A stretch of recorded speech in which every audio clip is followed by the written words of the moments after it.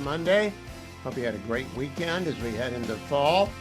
I'm not going to be here tomorrow or Wednesday. I want you to know Alex Marlowe will be substituting for me as I fly out to California and back to the Beltway in about 72 hours. I'll tell you all about it come Thursday's program, but Alex will be in on Tuesday and Wednesday. You'll love him. You loved him a lot when he was here talking about his book, Breaking the Law. You might have also seen him on the weekends on the Salem News Channel, editor-in-chief of Breitbart, and he'll be sitting in for me tomorrow and Wednesday. Don't miss that. Let me start with the worst news of the day, which began early in the morning because this morning in Israel, 2 terrorists from the West Bank murdered 12 people in cold blood at a bus stop.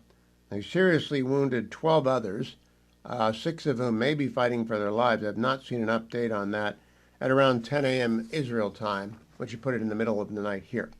Now, they have discovered the identifications of the terrorists who were murdered, were shot as they murdered people by 2 Haredim, 2 ultra-Orthodox men, one of whom was in the Haredim battalion within the IDF, and he was carrying his weapon, as was another armed Haredim who was not a member of the ultra-Orthodox who's in the IDF. The ultra-Orthodox are not obliged to serve in the IDF. A lot do, but there's always been an ongoing debate in the middle of the judicial reform debate, in the debate over the hostages and how to wage the war.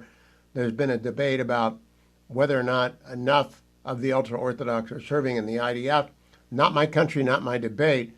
I'm talking with Dr. Orrin about this a little bit later this hour to get the latest on what this portends. It's really the first major terrorist attack from the West Bank.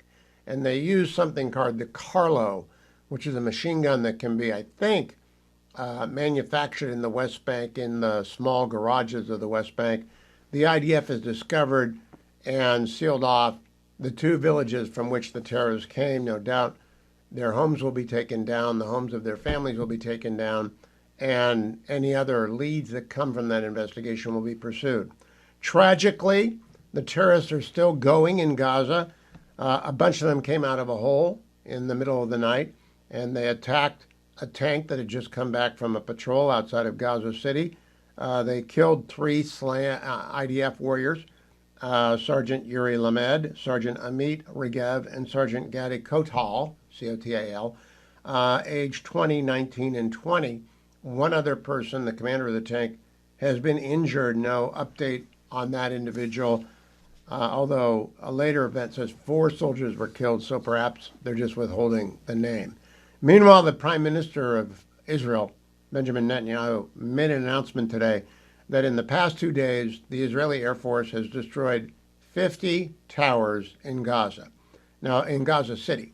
Gaza City has about 1.2 million people when it's normal, and now it is down to about half that size, with more people streaming out every day, because it is very, very clear to everyone they're going after the high-rises methodically. They drop leaflets first. They tell everyone to get out. They've been telling everyone to get out for the past month, and Defense Secretary Katz said so 2 days ago. Get out. He repeated it yesterday, put up pictures of the buildings that have fallen. The Prime Minister said today, I promised you a few days ago that we would destroy Gaza's terror towers. This is exactly what we are doing. In the past 2 days, 50 of these towers have fallen. The Air Force brought them down. Now, all of this is just an introduction, just a prelude to a main, intense operation, a ground maneuver of our forces who are now organizing, gathering in Gaza City. And so I say to the residents of Gaza, I'm taking advantage of this opportunity. Listen to me carefully. You have been warned. Get out of there. And they ought to get out of there. More news in a moment, but all of you have probably seen the horrific video from Charlotte, where Irina, the Ukrainian refugee in the country legally, sat down on the Charlotte Mecklenburg light rail system on Saturday around 10 p.m. and was murdered in horrific fashion. I was on America's Newsroom with Dana Perino and Bill Hemmer this morning to discuss it. Let's roll that tape. Cut 1. Hugh Hewitt is here. Thank you so much for being here. One thing that did catch my eye is just, if you look at the difference of the coverage that the New York Times, for example, and they're not the only ones, gave to Daniel Penny's case, the one, the former Marine who holds the man in the chokehold, who eventually died, and there was a huge trial, and it was such a big deal. So much coverage compared to this story of Irina Zarutska in Charlotte. What do you think of all this? Well, good morning, Dana. I think there are 16,000 murders in the United States every year. There were in 2024. So that's like 40 a day. And we can't cover them all, but the ones that occur underground and on public transit are usually on film. We saw Mr. Penny. We saw this weekend's tragedy. And the randomness and the mental illness that's evident in the attack on Irina is so disturbing because all of us walk around every day in public and we have no way to prepare for or defend against the randomness of violence absent Good Samaritans like Daniel Penny. In Israel this morning, a terrorist killed 6 people. 6 more people are wounded. Individuals stepped up and murdered the terrorists and shot them before they could kill more people. We rely on our fellow citizens to stop stuff, but you can't stop the mentally deranged, especially when he'd been arrested 14 times, especially after 5 years in prison, and then he attacked his sister and he didn't go to a mental facility. So it's not the nation's mental health problems. It's state legislatures have got to get into the game, create, construct, and instruct on who goes in to psychiatric facilities because there are too many people doing things like this. And even his mother said, she blamed the courts for letting him be back out. And families do end up in this situation where they know that their loved ones need help and the help is not available. Just in case it was hard to see, in that Daniel Penny versus this Irina story, there were 100 responses that you could click on in the New York Times and 0 for her. Axios wrote this, that the video is easily shared or leaked and can instantly pollinate across social media, a visual counterpoint to statistics showing crime decreases. And Mark Harris of North Carolina, he's a Republican representative. He said the violence in Charlotte is a microcosm of a national epidemic. Americans deserve better than Democrats' soft on crime policies. This is really shaping up to be a stark difference in approaches when it comes to this issue. And it shouldn't be, Dana. Murder is not a narrative. I read the Axios story. I know the original reporter, Mark Caputo. I'm sure the editors changed the lead that Mark put in there, saying MAGA is seizing upon the Charlotte murder. Nobody's seizing on anything. What the media chooses to do is up to the media. News is where you look is attributed to Dan Rather. The most of legacy media doesn't want to look at this because it does indict blue cities' policies vis-a-vis crime. It's sort of the Donald Trump versus Chicago argument going on right now, where Donald Trump in D.C. stopping the violence in D.C. What the national news media doesn't understand is most Americans will find out everything, and they can't control the narrative. And right now, the reality, as opposed to the narrative, is violence scares Americans, and local, state, and federal officials have to do something. Hugh Hewitt, you're right about that. Thank you so much for being on the show. Before we go... So I got to tell you, the narrative stuff, the Axios story, I saw was by Mark Caputo. The Axios story is really one of the dumber things I've said. Instead of reporting on a man who'd been arrested 14 times, who did 5 years in prison. After he did his 5 years in prison, he attacked his sister in her home, and he's walking around the streets, and he's obviously psychotic. He kills a young, beautiful refugee woman who's sitting quietly on a train. There's no way, even if you're a Second Amendment, gun-toting, concealed carry, or open carry gun rights activist, there's no way you can stop that. The guy is behind you. You sit down on a light rail. He takes out a knife and drives it into your neck. You are dead. I do not know how anyone can defend themselves against that. You have to stop it. Like you have to stop the Annunciation church shooting in Minneapolis by identifying and restraining people who are mentally ill. And that means constructing the facilities where they can be safely cared for, their medications given, and the commitments have to last as long as they need to last. We don't need One Flew Over the Cuckoo's Nest. It doesn't have to be Nurse Ratched. American psychiatry and the treatment of the mentally ill has far advanced from those days. We're not doing frontal lobotomies or anything like that anymore. But we either have to get serious or we have to stop wringing our hands. And by getting serious, I mean state legislatures, because this is the police power. This belongs to the state. have to build, and maybe the federal government can put out construction money in a matching grant, the sort of facilities that existed in the dozens in every state where those who cannot care for themselves because of mental illness and who are a danger to others because of past record of offensive violence and are suggesting violence has happened in Minneapolis in the notebooks, they have to be committed. It is that simple, it is that easy, and you will not see one blue state move to do that. I'm doing a market report early today because everyone's interested in what gold is doing. And if you're one of the people who finally decided you're going to diversify into gold, remember AmericanFederal.com.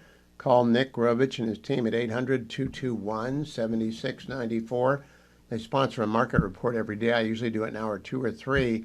But I know many of you have just looked up and noticed that gold had crossed the 3,600 mark. And you said, whoa, what's going on there? Well, it's now up another $23 an ounce today to $3,676 an ounce. The S&P is up 0.1%, the Dow is up 0.09%, the NASDAQ is up 0.4%. It's still more than a half hour to the close, so that can all change. But gold keeps marching north. When's it going to end? I don't know. I did see a report this weekend. Gold to 5,000 question mark. That's what you see from people who are overselling. Nick Grovich is not going to oversell you or undersell you. He's going to talk through with you what your plan is, how you want to diversify, what your wealth is, what percentage of your wealth you want to put into precious metals, how and when to buy it, what to buy. He's going to recommend that you only buy either ounces or gold bars so that you don't pay premiums for collectibles, because you shouldn't do that. You should just buy the spot price plus his commission per ounce or per gold bar. He's done up to 7-figure transactions in gold. He also does silver, and silver is very, very bulky, but a lot of people like to have silver because it spends easier than gold, and I understand that.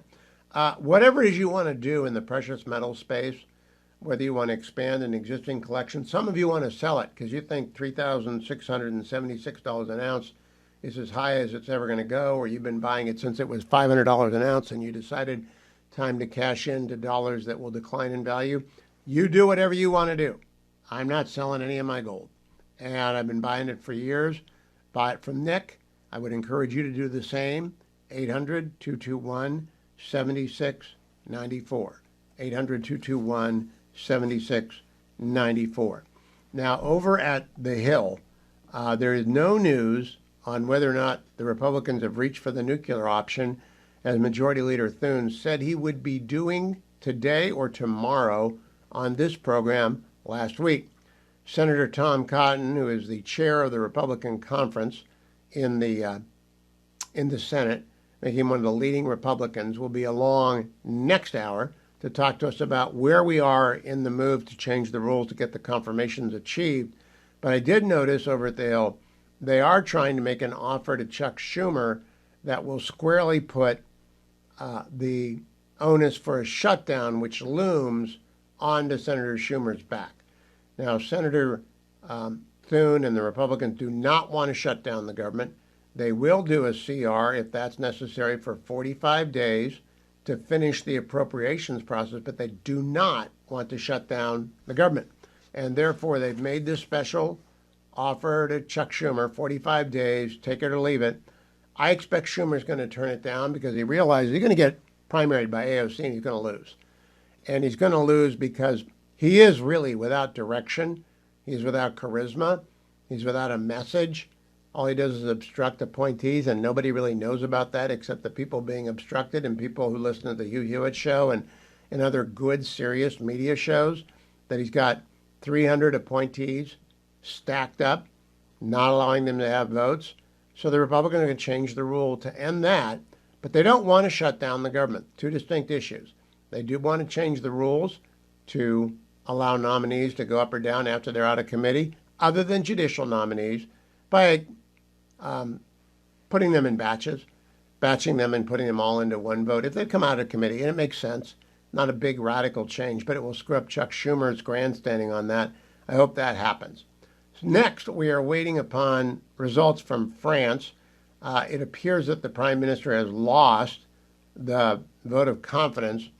Macron, who's a goofball, we really don't know what Macron's going to do. I noticed he didn't say anything yet that's made the wires about the terrorist attack in Israel. He used the occasion of July 24th. I read about this for Fox News tomorrow. He used the occasion on July 24th to call for an independent Palestinian state, and he blew up the hostage negotiations underway at that point because Hamas thought they were winning. I don't know what he's going to say now. I mean, how in the world does anyone create a Palestinian state when out of the West Bank comes 2 terrorists with machine guns to murder 6 and wound 12 others, 6 others seriously, on a quiet morning in Jerusalem? You can't. You can't have a Palestinian state. Israel will not be relinquishing security over any of the West Bank. They'll probably be extending sovereignty over portions of the West Bank, but they will not be relinquishing security for at least a generation of peace, which means 2 generations from now. You can't say, oh, sure, you just machine gunned 12 people, 18 people. Here, have a Palestinian state. No matter what Macron says. If you're watching on the Salem News Channel, we have the video of people fleeing. Watch that white taxi, if we can run that a little bit longer. I don't know if we had it a little bit longer. If you watch the white taxi, the taxi driver gets out and he walks around the taxi. The bullets are hitting the bus next to him. They explode the window next to him. And the taxi driver is no spring chicken. He's like me. He's moving about as fast as I am. So I'm wondering, why is he not moving fast? Well, he walks around, calmly opens his passenger door, stands in front of it. A little old lady who's got to be 90 years old gets out, and he shields her body as they walk away. She's got a cane, and he realizes, what if this is another 9/11? Or 10/7? What if something bad? He's got to get his passenger to safety. I don't know how they honor people in Israel. That would be a Medal of Freedom in the United States for courage under fire by a civilian. It's a classic little Israeli move. I don't know his name. I hope we find out his name and we can honor him. A little bit of other news. Wes Moore, the governor of Maryland that many Democrats hope would run for president, announced he is not going to run for president in 2028. He knows the nominee is going to be AOC. He knows the nominee is going to be Ro Khanna or Gavin Newsom. He's not going to spit in the wind. Wes Moore can hang around. He'll probably be their vice presidential nominee. And he's a pretty smart guy. His West Point's got the Bronze Star controversy, which you can read up on if you want. But pretty good governor, living off of Larry Hogan's receipts, but that's okay. And then finally, Energy Secretary Chris Wright delivered a message I'm glad he did. U.S. demands the EU stop buying Russian gas if it wants new sanctions on Putin. The EU wants us to sanction Putin, but they're buying Putin's oil and gas. Guess what? You can't have it both ways. If you want America in the fight, you want us to sanction, stop giving them the money. Buy your liquefied natural gas from us or from anywhere else, not from them. Get your Relief Factor at relieffactor.com. I got my 10K in on Saturday. I was 4 minutes slower than the Saturday before. I put that down to summer is finally done exhaustion, by which I mean the last grandchild left this morning at 4:30 in the morning. And I got to tell you, I miss him already, but I also need a couple of days to get my mojo back. And that means I'm having trouble unwrapping the Relief Pack today. One of the 4 pills is stuck, which is quite the rarity. Got it? If you're watching on Salem News Channel, just like that. Down the hatch, I carry curcumin, resveratrol, omega. Why do I do it every day? Because I did 33 miles last week. I might be a little bit slower last week than the week before in my 10K. But you know what? All that matters is you get the miles in, keep the heart rate up, get the exercise you need. Call 1-800, the number 4 and the word relief, 1-800-4RELIEF, or go find their starter pack for $19.95 at relieffactor.com, relieffactor.com. Americans for a Balanced Budget is a sponsor of this show. And they have a website up, stophealthcosthikes.com. The backstory on that should concern you greatly if you buy your insurance, your health insurance, from a state exchange. When Obamacare blew up healthcare in America, millions of Americans were forced into pop-up state exchanges, which aren't very good and the products aren't very good, but you have to buy insurance there. Because a lot of insurers, meaning employers who were providing workplace insurance, got out of the business. And they didn't have to anymore. A lot of unions dumped their plans and traded it in. A lot of different things happened. A lot of things happened that Obama said wouldn't happen and did happen. Like if you could keep your doctor, you can keep him. No, you couldn't. If you like your plan, you can keep it. No, you couldn't. So people got forced into the state exchanges.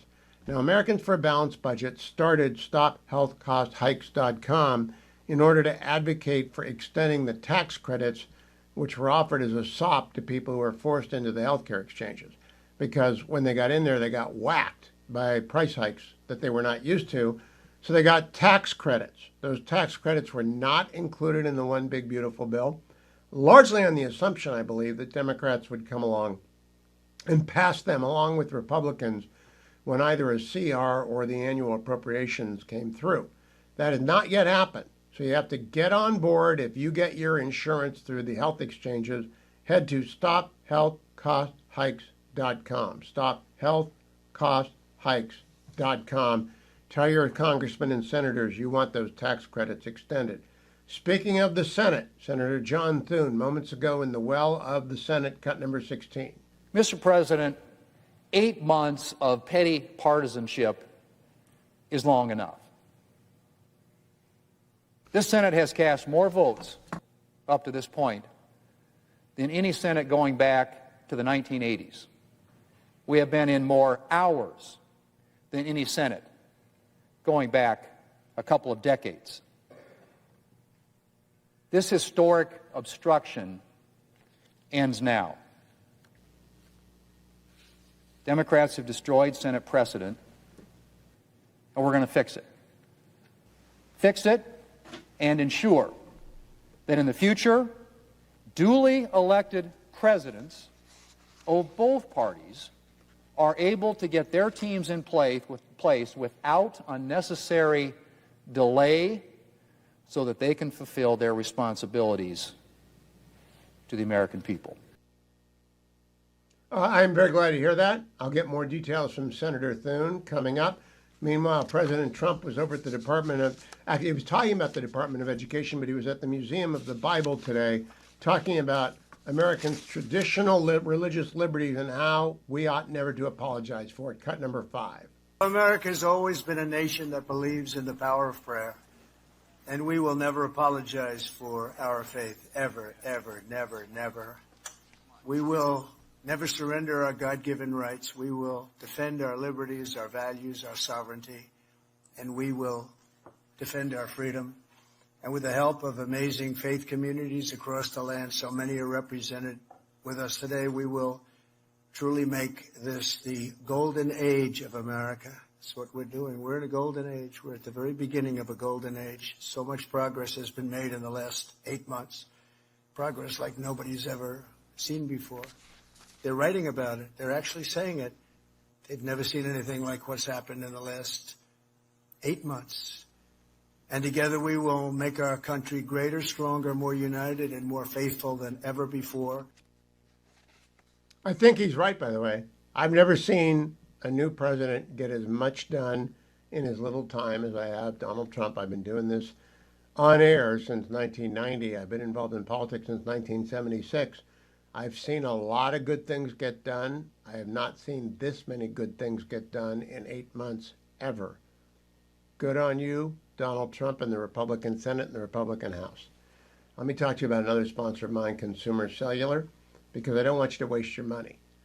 Inflation is coming under control, but as John Ellis said on Friday, inflation during the Biden years doesn't go away. We're not having deflation. We've just leveled out the costs, the rates that are going up. Consumer Cellular can help you save money when you call 1-800-411-4454.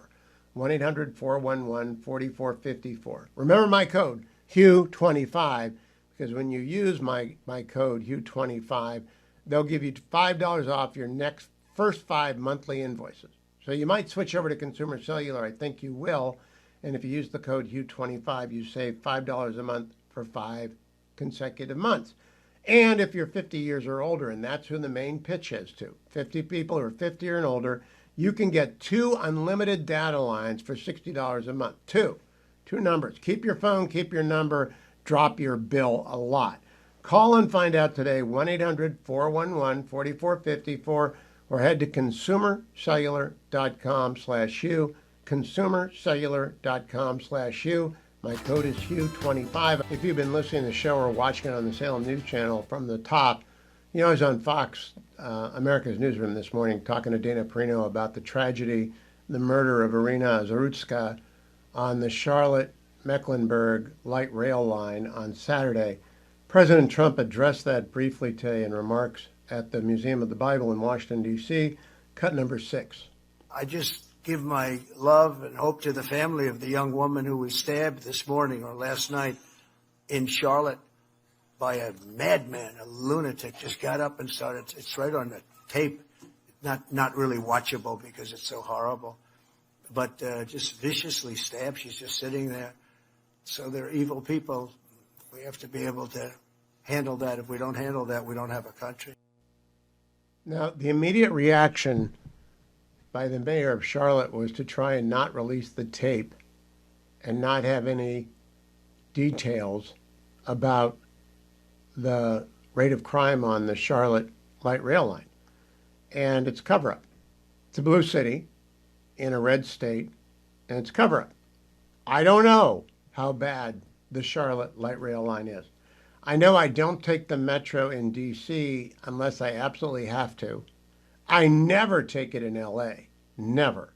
And it's been years since I got on the New York subway because I no longer know. I knew how to work it when I lived there in 1980. I could figure it out. I'd take the West Side Rapid every day and I could get to the ballpark if I wanted. I knew how to make it work, but I don't know how to make it work anymore. And I don't want to learn. And literally on Friday night, Fetching Mrs. Hewitt and I were talking about leaving California completely for good, even after I retire from broadcast.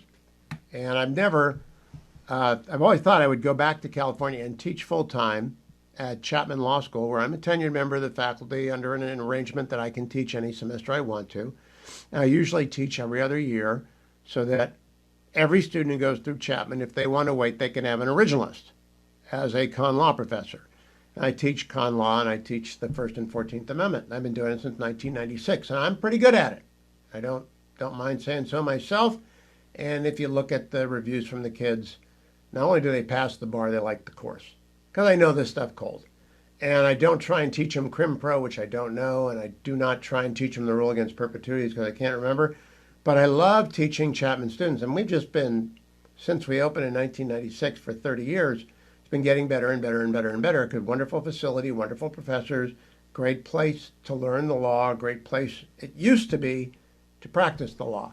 Now, I've never, ever sought a job at a different law school. I've done visitorships, but I have never said, hey, law school A, B, or C outside of California, do you want a tenured professor who can teach con law in the originalist mode, who's got some credentials and pretty good at this?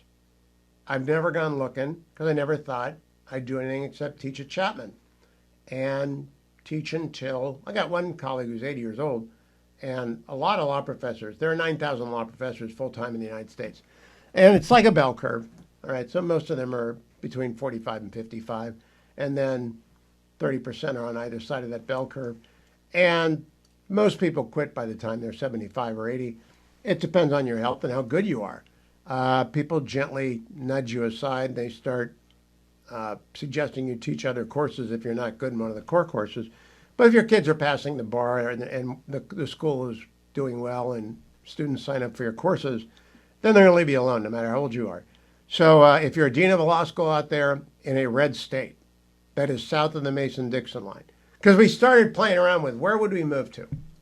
And Fetching Mrs. Hewitt is not a Texan, not going to be a Texan, would never be a Texan.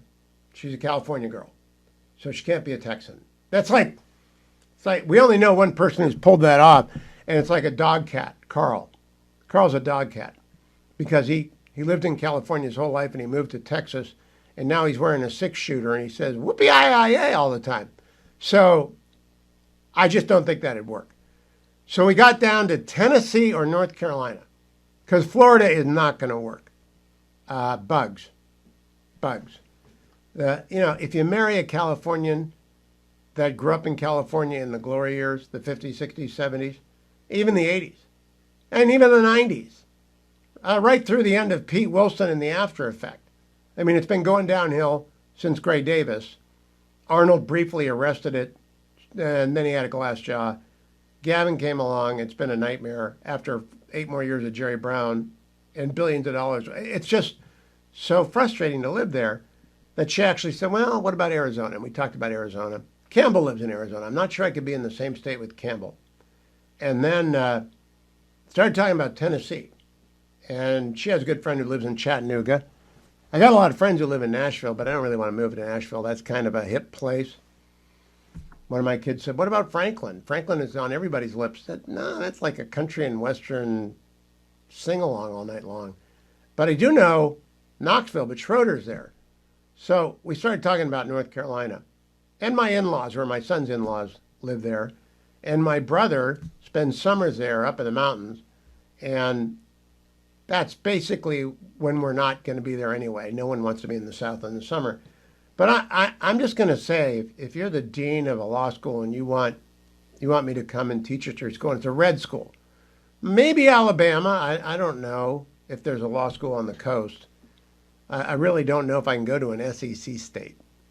I know Tennessee is an SEC state, but I could overlook that because they're never a serious competitor, right? North Carolina is not SEC, it's ACC. But then I see this awful crime, the worst crime I've seen in America on tape since George Floyd. And I say to myself, well, what's going on in Charlotte? I always thought Charlotte was like the boring place. I got to look it up. That's why I've got WebRoot. I can go online and breeze around and not get a bunch of stuff. WebRoot.com/Hewitt. WebRoot.com/Hewitt. They're a sponsor of my program. And let me tell you, what WebRoot does, if you go to WebRoot.com/Hewitt, is offer you 2 different choices. You can get the WebRoot Essentials plan, all right? That's the less expensive one. Or you can get WebRoot Total Protection. And the number of scam and phishing and dark web scams and all sorts of theft that is occurring via identity theft, you really need WebRoot. They'll protect up to 10 devices with 1 VPN. You'll get WebRoot Total Protection, gives you insurance for your digital life and peace of mind, and you will get 50% off today if you go to WebRoot.com/Hewitt. That's WebRoot.com/Hewitt. Ask for either WebRoot Total Protection or WebRoot Essentials. Either way, 50% off at WebRoot.com/Hewitt. You really can't afford to be out there naked. Get WebRoot.com/Hewitt. Tomorrow, Alex Marlowe, the author of this wonderful book, Breaking the Law, will be in for me. You liked him so much when he was a guest on the program. I said, hey, Alex, you want to guest host for me when I have to do one of these crazy 72 hours back and forth across the country? And he said, absolutely, yes. So he'll be in for me on Tuesday and Wednesday. Donald Trump at the Museum of the Bible today, cut number 9, talking about the Declaration of Independence. And I began my remarks today by noting that the reverence for our Creator, man, we have reverence for our Creator. It is inscribed into our Declaration of Independence, a copy of which I have very proudly hanging in the Oval Office, an original copy, very old, beautiful copy. Next year, we will celebrate 250 years since that declaration was signed as part of the grand, well, this is really a commemoration like I think we're going to try and do a commemoration like nobody's ever seen before. But we've invited America's great faith communities to pray for our nation and for our people and for peace in the world. And it's going to be an amazing time. We're going to have an amazing time. We have the Olympics, we have the World Cup, and we have 250, okay? The super centennial, as our man would say. It's going to be amazing. It's going to be maybe bigger than both of those events. You know, when I was president, I got the World Cup, and I got the Olympics. I got them to choose us, Los Angeles. And I was very proud of it. The only problem was I wasn't going to be president because I would have served out normally my time. And then you had some very bad people who rigged an election. And look what happened. I end up getting the Olympics, the World Cup, and 250. It's amazing the way God works, isn't it? Isn't it amazing the way God works? It's true. I got the Olympics, because I'm a little bit of a selfish person, I guess. I said, I got the Olympics. And Obama would not call. I'll never forget, the head of the Olympic committee called And the mayor of Los Angeles called me and he said, sir, the president will not talk to them. You know why? Because he traveled to Geneva or wherever to make the presentation, and he came in fourth. Now, a president shouldn't do that. A president should say, I will do that. I will make that journey, which has never been made before. But if I make that journey, you have to pick me. He didn't do that. That's why we had a country that was going to hell, because he didn't do a lot of things like that. So he ended up sitting there, and they announced that we're fourth. We were like almost last. And so he didn't like the Olympic Committee too much. So he refused to talk to him. So I get a call from the mayor of Los Angeles who said, please, sir, would you call? We're ready to get it. And I spoke to a gentleman, and I believe it was Geneva, whatever, wherever they are. And I couldn't get him off the phone. He was so dying for love. He finally got something. Anyway, and he agreed that the Olympics would come to the United States, and I was so proud of it. And then I realized, did you notice there? He was dying for love. Donald Trump knows why people call him. They call him to ask for things, or they call him because they need affirmation. You know, most presidents know. Joined at the top of this hour by United States Senator Tom Cotton from the great state of Arkansas. He is conference chair for the Republicans in the Senate, and we're going to talk about the rules change in just a moment. He's also in the Senate Intel Committee, and I'm going to get to that as well, the New York Times story. But Senator, first I want to start, you're a member of the Judiciary Committee, or were. Were you there when either Sarah Merriam, Denny Chen, or Maria Arroyo Khan came before the committee? Because those are the three judges who upheld the absurd $83 million E. Jean Carroll verdict against the president today. No, Hugh, I don't think I was. If they're all Biden judges, it's not surprising. Oh, one was an Obama judge. Chen is an Obama judge. Yeah, I was not in the Senate or not on the Judiciary Committee for that, but it's not surprising that you have left-wing judges that are ruling against the president. I mean, that's what these judges did for 4 years when he was out of office, and especially in the final years, they were working overtime to find any harbor in the storm of Donald Trump's return campaign to the White House.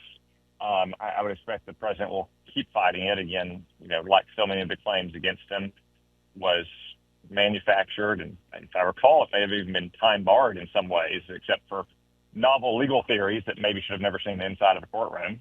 Oh, it's so absurd on so many levels. But the punitive damage award is barely within the 10-1, but they had to manufacture pain and suffering and actual damage. It's just one of the most absurd cases ever, like the O.J. acquittal.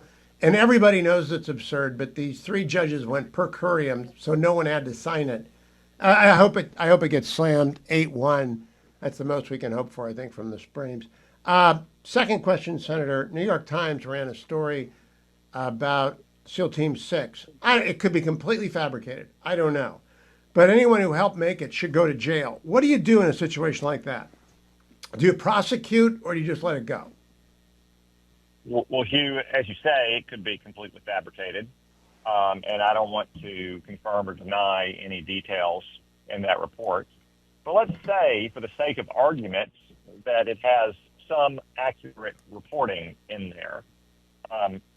What is the purpose of publishing such highly classified details if they are, in fact, true?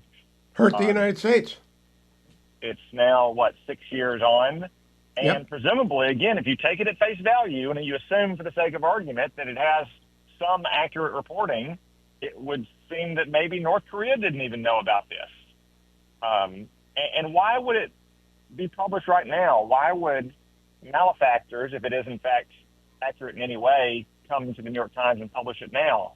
Could it have something to do, perhaps, with deep state opposition to the president's and our military's highly successful strike on narco terrorists last week off the coast of Venezuela, trying to, again, generate controversy in the use of the military in a way that they disapprove of? So I would suspect that Secretary Hegseth, Attorney General Bondi, and FBI Director Patel will be investigating the matter thoroughly. If you're in the government and you think you know of wrongdoing, there are ample channels to report such wrongdoing, whether to your general counsel's office or the inspector general or special ombudsman that exists in certain agencies and departments, or to your oversight committee. The New York Senator, Times let me ask you a and any question other on the liberal law. media is not an authorized outlet. I don't know the law on this. If it's made up, is it illegal to leak a made-up story just because the New York Times publishes it? Yeah, Hugh, I don't know the law on that either. Again, it's to me that would be a novel question that I'm not familiar with. I could say that I think the New York Times is willing to buy such reporting hook, line, and sinker, even if it is made up in whole or in part, because they think it makes the president look bad, and they probably think that it, again, could impair operations and political support for the highly successful strike on narco-terrorists last week. Yeah, and anything that hurts Trump gets in, regardless. Russia, and then that which helps Trump gets suppressed, like the Hunter Biden computer. Let me turn now to the rules. Leader Thune was on last week, said that the hammer's coming down today and tomorrow. Is it in fact in process to change the rules to clear the nominee backlog? Yeah, Hugh, it'll be an ongoing process. It takes a little bit of time to go through the normal procedural steps, and the Democrats are going to slow things up as much as they possibly can. But before we leave town next week, we're going to have confirmed the first large batch of Donald Trump's nominees. What the Democrats have done is unprecedented. Just to give your listeners a sense of scale, for the vast majority of our history, almost all nominees were voted on by voice votes, and usually unanimously. I think with George Bush 41, it was 98%. For Bill Clinton, it was maybe around the same, fell to around 90% with George Bush, stayed the same with Obama, fell to only 65% with Donald Trump the first time around, fell a little bit more with Biden, and now it's zero, Hugh. Literally, 8 months into this presidency, we have not had a single nominee confirmed by voice. Some of these people came out of committee on voice votes. They got 5%. So we're going to put an end to 30 years of Democratic obstructionism. We're going to restore the customs and practices of the Senate going back almost 250 years, and we're going to get these nominees on the job so they can start doing the people's business. So there are 300 lined up and circling over O'Hare, as the saying goes. How many do you think you get done before the Senate breaks again? I'm not sure it's quite 300. Last I heard, it was somewhere in the around 150 or so. I think we'll get probably at least half of those done, and then we'll come back right after the break and get the remainders done. And then the important thing is there won't be such a backlog again in the future.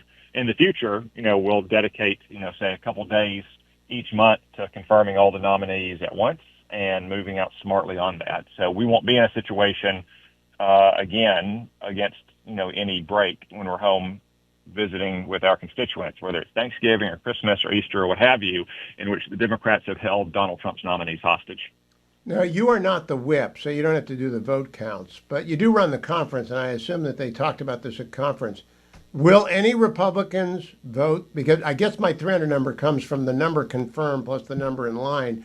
Will anyone vote to say this is fine? Because, there are 1,200 positions in the government that need a vote. No, Hugh. I'm not I shouldn't predict absolutely. I am not aware at the moment of any Republican who thinks this situation is fine or anyone who is intending to vote against the specific changes we propose. If anything, Hugh, I got to say, a lot of our members want to be a little more aggressive in what we do to, again, get back to the historic customs that the vast majority of all nominees are confirmed on a voice vote, or in this case, a proxy for that in one large batch of a recorded vote without taking all the time on each individual nominee. So I think, if anything, you see unanimous Republican support and maybe some pressure to push it even more aggressively in favor of these nominees. All right, last question, Senator. The General Assembly's coming. France is going to move, along with other states, to recognize a Palestinian state. Macron announced that killed a hostage deal. Now that there's been another terror attack reminiscent of the first and second Intifada with 6 dead, 6 seriously wounded in Israel this morning, you think Macron will withdraw that? His government's collapsed. I know he did it for domestic political reasons, but do you think he will begin to recognize that foolish words can get people killed?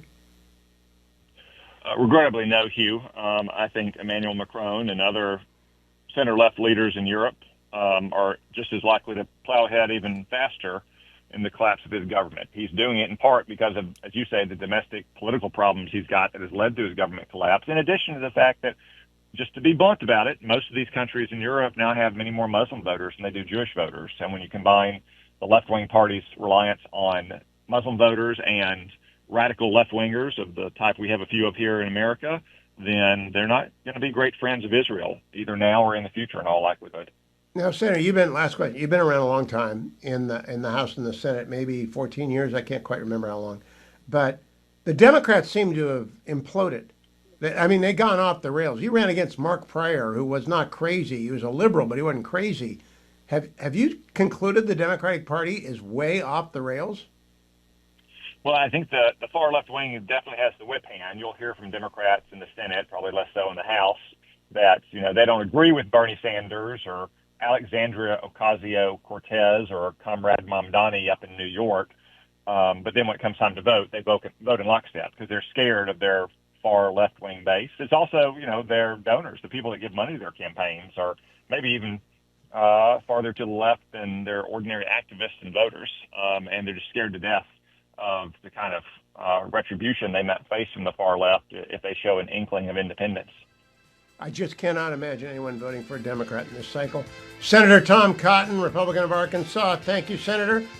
Philip Balboni is the CEO and editorial director of the Global Post, globalpost.com, a daily digest of news from around the world.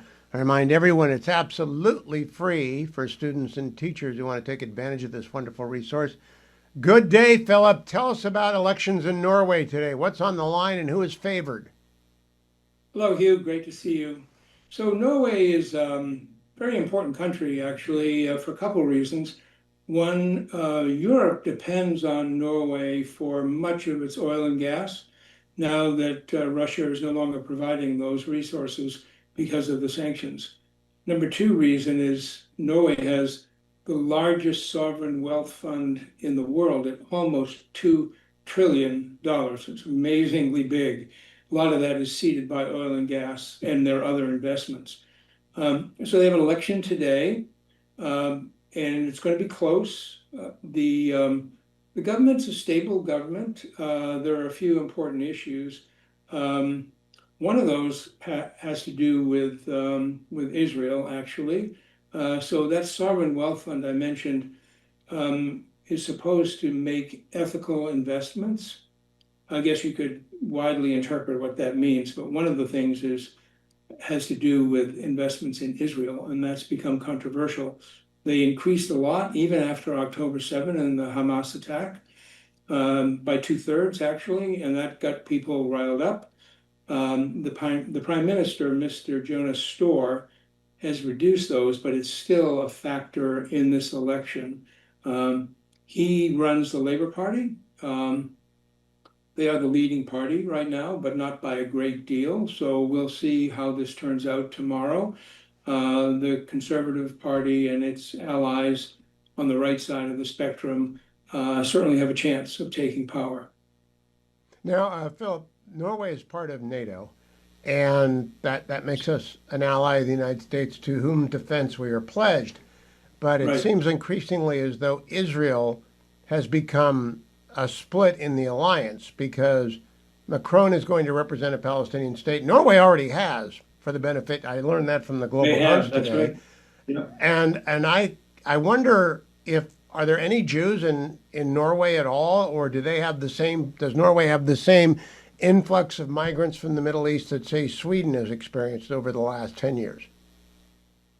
Hugh, I don't know the percentage of Jewish residents of Norway. I assume that there's a decent number because it's such an attractive place to live. But you're right, immigration from Africa and the Middle East in particular has become a big issue. That's another one of the major issues in the election.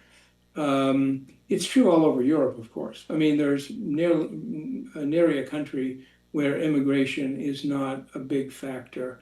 And you're right also that the Palestinian issue has become come right front and center. Driven by the war in Gaza and concerns that people rightfully have about the situation there. And then there's domestic politics always involved in these issues. Now, Phil, you've been watching this a long time. This morning, Norwegians woke up, and if they saw the news, they saw a terrorist attack in Jerusalem that is reminiscent of 10/7. Two machine gun wielding terrorists from the West Bank murdered 6 Israelis, wounded 12 more, 6 of them seriously. Yeah. I ask, because you follow it, do you think that'll impact the vote even a little bit? You mean the vote in Norway? Yeah. I doubt it. I doubt it. I mean, and not that I'm not saying it should not, but I think there's a larger group of people that are more concerned about the Palestinian issue than they would be about this particular attack, as horrible as it is. I mean, I think we've gotten to know each other over the last almost 3 years now. I'm an advocate of peace in the world, of rationality over, the opposite, and there has to be a solution here, and I hope that all sides will focus more on the solutions to the problems in Israel and Palestine than on stirring up hatred and distrust. It does no One of the reasons I think the Global Post is so important is that Europe is falling apart in front of our eyes. The French government fell today in a vote of no confidence. The government in the United Kingdom it got a massive majority, but it represents 38% of the people. That crazy system they have, first past the post. Ireland is convulsing. Have you ever seen Europe in the post-war era this unsteady, Philip Balboni? I would say no. And you know what, Hugh? I mean, you could look around the world and see the same thing. I mean, we wrote today about Japan, for example, where the prime minister has resigned. We wrote about Thailand, where the prime minister was forced out.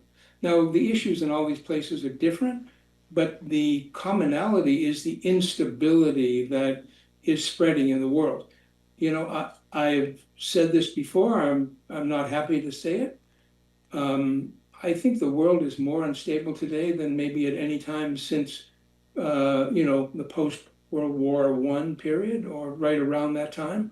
It's not a good comparison. Let's hope that, we can all pull things together. That's why I feel this mission is so important to help people stay up on what's happening in the world. And let's conclude there. Normally, you're a third-hour guest. You're on the second hour today because I had to move things around last week. Thank you for your flexibility. How do students and teachers get the Global Post for free? Just go to globalpost.com. Right up in the navigation, people will see Global Education Initiative. There it is right on the screen. Just click on that, and signing up for students, high school and college, homeschooled also. Thank you, Hugh. That was a contribution that you made. And teachers also, whether you're college or high school. Sign up for free. We love this work. More than 16,000 students and teachers now in 110 countries are receiving free subscriptions from us. And I think that's fabulous. The Global Post is not a sponsor. Philip and I just know each other through a mutual friend. And I got to tell you right now, they got correspondents around the world, and they're doing the work that every major newspaper used to do that had a bureau. But all those bureaus are gone, Philip. I guess the Times and the Journal keep them. But most of the foreign bureaus are closed, are they not? They are. And you know what? Also, Hugh, those of us who are old enough to remember watching the network news, evening news, where there was always a goodly amount of international news. If you watch ABC, CBS, NBC now, there's almost none. Almost none. That's why you need the Global Post. You ought to subscribe if you're an adult, and you ought to get it for free if you're a teacher or a student. Globalpost.com. I'll be reading it tomorrow to find out what happened today in Norway. Philip Balboni, CEO of GlobalPost.com. Thank you, friend. I did not mention to Philip Balboni because it's based on exit polling, but the broadcasters in Norway say the left is going to get 87 seats and the right's going to get 82 seats. And you need 85 for a majority. So I'm feeling pretty good about the conservatives right now, because when broadcast networks anywhere in the world rely on exit polling, they're always wrong. Always, like never right. So 87 to 82 becomes 84 to 86 pretty quickly, or 85 pretty quickly. 99 seats, or what is it, 89 seats in the legislature? No, 82 and 87. What is that? 169 seats in the legislature. You need 85 for a majority. We don't know what that's going to be, but I'll keep an eye on it. It'll be probably late in the night in tomorrow's show before I can tell you. I can tell you right now about Relief Factor. I'm in the Relief Factor studio. Alex Marlowe, who is sitting in for me tomorrow, is in the Relief Factor studio. The Salem News Channel loves our Relief Factor studios, and you are watching one put together by Relief Factor, and we appreciate it very much that they do that. What I appreciate more is I feel great, and I did 33 miles last week, which is the most, not surprisingly, coincident with the departure of almost all the grandkids, and they're all now gone. And the reason that is simply is you get up and you go and you do things. Then I come back and do the program beginning about 3 hours before the showtime. And there's just no time to put in the hour to 2 hours that I normally like to get in today. This morning I didn't do it because of America's Newsroom. But Relief Factor is the one that makes it possible to do a busy week and then a light week. And then mostly I'm doing the 72-hour shuffle, which is East Coast to West Coast, West Coast to East Coast in 72 hours. 4 airplanes, 4 overhead bins.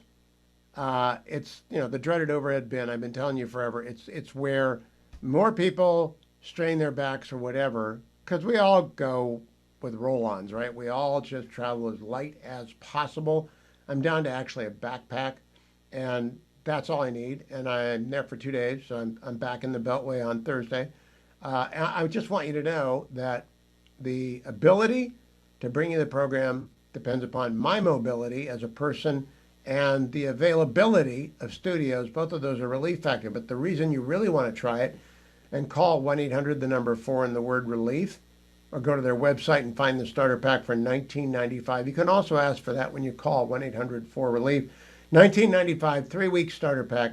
You take 3 packets of Relief Factor a day for the first week, 2 packets a day for the second week, 1 packet thereafter. I'm a 1 packet a day guy now and have been for 12 years. And the reason I do, Icarian curcumin, resveratrol, omega, helps your body's anti-inflammatory system keep away the minor aches and pains that make you miss. Jack Conklin left the Browns game yesterday with a right calf. I hope it's not a tear. I hope it's just a strain. I hope they got Relief Factor in the training room. Hope every NFL franchise does. Speaking of which, I see John Andrazik of 5 for Fighting is doing a 5 for Sports every Monday, and he's no dummy.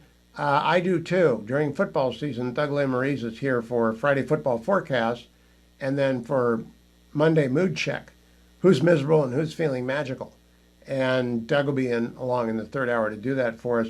But it was kind of John not to include the fact that the Browns got hosed by themselves. Their rookie kicker, Mr. Schmidt, missed a point after touchdown and a field goal to win it. And they were both makeable, of course. And the Browns lost 17-16 to the Bungles. Now, I only bring this up because our friends over at the Ruthless Podcast have a parlay bet. Now, I don't bet. I'm not a bettor. But they do a parlay every week. And they bet on the fellows' 4 teams. Smug, for whatever reason, is a Panthers fan. Duncan is from the state that ought not to have a professional franchise, Indiana. They got the Colts. And I'm stretching it to say professional. That belongs to Baltimore, and Baltimore belongs to Cleveland. And the expansion team that came to Cleveland in '99 should have gone somewhere else. But they bet on the Panthers and the Colts. The third team in the parlay is the Bengals that got the win yesterday. And then tonight, the Vikings. And if that hits, it pays off pretty big. I think they all, if it does hit, I'm rooting for the Vikings. They all ought to donate their winnings to charity, because the Browns gave the Bengals the game. And it seems to me the fellows will be on tomorrow morning, Tuesday morning. The Ruthless podcast will come out. They ought to open up with, we can't keep this money. It's like finding a wallet. You got to return the wallet. They can't keep the money from the parlay. The Bengals didn't win that game. The Bengals were handed that game by the Browns. And so they may win. They may be able to cash the ticket. But in their heart, they know, and you know I'm right, they should not keep the money if the Vikings win. It's a big if because they're playing the Bears in the Chicagoland, and now the Pope is on the side of the Bears. So Viking fans, the Lutherans may be numerous, but they can't beat the Pope. Vic Mattis is the arts and culture editor for the Washington Free Beacon. He's well lit this week because DC is not under a thunderstorm alert. Vic, I was going to talk to you about the E. Jean Carroll case, and I'll get there. But I just happened to check the Free Beacon front page before I came over here, and I clicked on it. It worked. 2 billionaires, a journalist, a super yacht, and a scorned male stripper. Liberal Elites Gone Wild by Andrew Stiles. Should I read this? Well, I would say yes. We keep it pretty tame at the Free Beacon. There's obviously a lot of innuendo and double entendre. Andrew Stiles is one of our most skilled writers and reporters, but it's one of those stories where you have, people on the left, certain very progressive activists and donors who have a lot to say about how the rest of us should live, and they certainly do not live the way we live. And this does have to do with David Geffen and the allegations against him. Just going to warn you now if that's something that you're interested in. Yeah, Gayle King, Oprah Winfrey, David Geffen, and the ex-husband of David Geffen, who I gather used to be a male exotic dancer, who has made some salacious allegations about Mr. Geffen, who I believe was Joe Biden's biggest backer in bundling land. Am I right about that? Yeah, absolutely. I mean, David Geffen is huge, and we at the Beacon can't help but think that, it would be treated differently if, I don't know, if it happened to be a woman, you would think that it would be treated differently. But instead, people kind of give this a shrug, and they shouldn't. All these people, of course, that we mentioned in the piece that Stiles mentions, they're all hanging out on David Geffen's yacht, right, his super yacht. It's the same super yacht, by the way, Hugh, where he had sent out that Instagram or that tweet during COVID and telling everybody to just chill out and relax. And there he is on his super yacht somewhere in like the Pacific or the Caribbean and not having to follow the rules about not leaving your house. So, yeah, it's a little bit rich in both ways. Vic, let me ask you, if you got an invitation to spend a week or 2 weeks on a super yacht, what would your reaction be? Okay. It really kind of depends on who the person who is inviting me is. That's the first thing. The second thing is I love boats, but I kind of have certain issues about space. It can get a little bit cramped. I don't know. If you're on a boat, listen, good friends of ours, in fact, it's my wife's cousin. They always try to invite us out to go like 2 weeks in the Caribbean on a boat. You go in a catamaran, everybody has their own space. I don't think that's enough space. I'm sorry. And I do get a little bit of seasick, and you have no control over that. I like to be on land, and if I want to go out on a boat during the day, let's just do that and then come back to the land. That's kind of my crazy idea. No, I'm with you on this. I know one person with a yacht, a big one, who has invited me, and I've been very appreciative of the offer. I have no desire, zero, none, to go on a super yacht anywhere. Hey, they're all Bond villains, right? Yeah. Even if it's owned by a friend of yours, a Bond villain's going to show up and take it over. Yeah. Yeah, it reminds me of White Lotus season 2. It's too good to be true. This wonderful yacht, and they're treating this woman so well. There's always a catch, and the catch was they were going to kill her anyway. So, I would say stay away from the yachts. This is why I need Getting Hammered's quarterly edition, because you and Mary Catherine would have chopped up the yacht story by now, and I wouldn't have to read it. Let me get to the story about which I do know something. The E. Jean Carroll verdict was upheld by the Second Circuit today in a 3-0 decision, 1 Obama judge, 2 Biden judges. It is ridiculous. I don't often say that. This is an absolutely absurd case. $83 million for E. Jean Carroll. I think she made it all up. I think everyone thinks she made it all up. It's kind of like the OJ verdict, that jury nullification in reverse. And now the 3 circuit judges have gone along. How do you react to this, Vic? Well, the first thing is that you're obviously going to have to take this, Trump's lawyers are going to have to take this to the next level. That's the first thing, because as you pointed out, and you've written about this and you've talked about this, Hugh, who are the judges? It feels like the fix is in. That's the first thing. The second thing is there were always questions of credibility about E. Jean Carroll because it happened so long ago and she hadn't said anything for many, many years, and she doesn't recall actually a lot of the details of what happened during this case.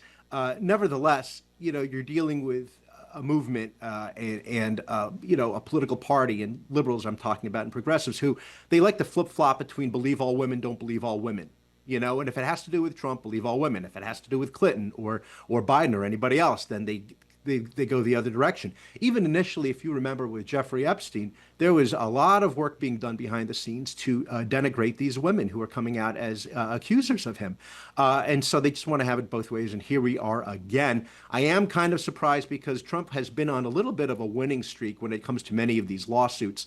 And this one sort of stands out as being wrong. And again, will have to be remedied at the next level. What is your base object? I have a due process objection and a second due process objection. The first due process objection is the statute pursuant to which this was brought was originally brought to allow the victims of sex abuse in the Catholic Church to file their tort claims against their molesters. Right. And I understand why it was wider than that. It could have applied to kids. It was not intended to apply to fictitious moments in Bergdorf Goodman when you can't even remember the year in which it happened. Yeah. Secondly, punitive damages of this amount based on pain and suffering damages for an individual who has quite obviously, in my view, not suffered any pain and damages. I just think it's a charade. It makes our justice system look like idiocy. Yeah, she couldn't even, not only could she not remember the year, she didn't remember the season. There are weird things that you would think you would remember in terms of the time and the place, and that when she did bring it up, she admits she kind of laughed it off. And this is, again, many, many years later. So there are a lot of many questions surrounding that. And I think, again, it's just hard to believe that this supposedly happened at Bergdorf Goodman, right on Fifth Avenue, by the way, and that Trump would do this particular thing. I mean, he's been accused of a lot of things, obviously, and he's admitted to a lot of things. And, but this just seems to have gone too far. And the biggest thing for Trump right now is, at this moment, to try to control himself, a little self-restraint, because every time he goes after her, they keep on tallying up the cost to him for this sort of defamation. Yeah. And for Get your insulting her. cert petition in. Do not file for en banc review. Do not pass go. Go straight to certiorari petition and put it in the lap of the Supreme Court, asking them to please stop the embarrassment that is this case in American judicial system. Any update on when we get Getting Hammered next episode, Vic? No, and I hope it's soon. I have so many thoughts. I told you, Cracker Barrel, you name it. There's just not enough time for you. There's not enough time. It's going to be a great roundup when it happens. I keep begging Mary Catherine Ham and Vic to get back to work, but in the meantime, I'll be satisfied with the Washington Free Beacon. Thank you. Follow Vic at Victorino Mattis on X. Victorino Mattis on X. President Trump was at the Museum of the Bible today delivering a speech on education in America, and he spoke about faith in America as well. He also commented on the school shooting in Minnesota at Annunciation Church, cut number 10.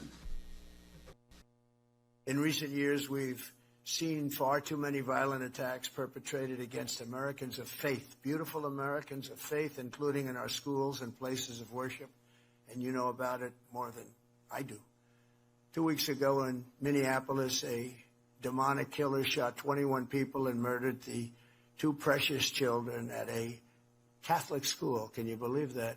Hard to believe. And time goes by and people say, oh, I sort of remembered, but I remembered. I'll always remember it. What a horrible thing. Too many, happens too much. Our hearts are shattered for the families of those beautiful children. And I've made clear, Attorney General Pam Bondi is working really hard, that we must get answers about the causes of these repeated attacks. And we're working very, very hard on that. The Trump administration will have no tolerance for terrorism or political violence, and that includes hate crimes against Christians, Jews, or anybody else. We're not going to allow it. He went on to say this, cut number 11.